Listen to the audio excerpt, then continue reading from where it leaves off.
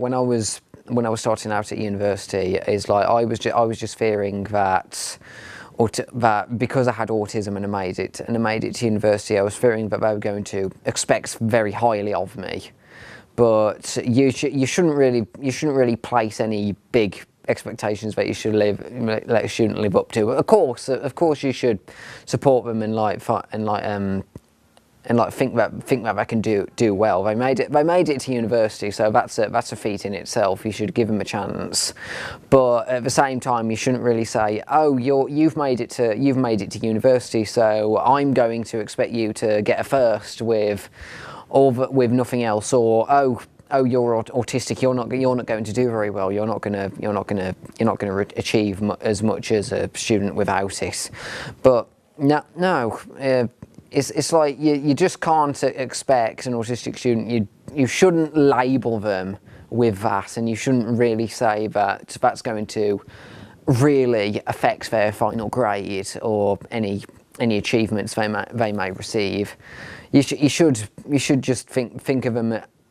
You should just give them the same chances as you would another student, and think of them in the same way as in your eyes. When I do keep a timetable, I stick to it very well, and I give myself, when I do adapt to any changes that I come across, I can timetable it well. I can find myself organising myself very, very well. I'm good with like puzzle solving and difficulties in trying to solve problems. I go about different ways to try and solve them.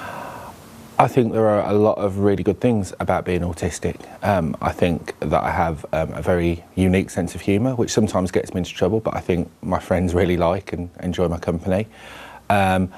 I think it gives me a different outlook on life sometimes. I find it quite easy to be analytical, so when it comes to writing essays or writing exam answers, in terms of the subject I'm doing, I find that I can actually cope with the content of the work very well. When you enjoy something, you're very focused on something. Once you're in that one-track mindset, there's not really much that can take you out of it, really. The enjoyable thing about maths is that there's not really so many shades of grey. Most of the answers are black and white, like you're right or you're wrong, which I like. So there's good points about having autism, like I'm very creative and I can hyper-focus. Even though I struggle with concentration, I can hyper-focus and then I don't struggle with concentration at all. On the positive side, how my autism affects me as a student is that you get a really dedicated, enthusiastic student. It's my special interest area, doing autism, and you don't really have to ask me to go off and read. You don't need to worry about my motivation.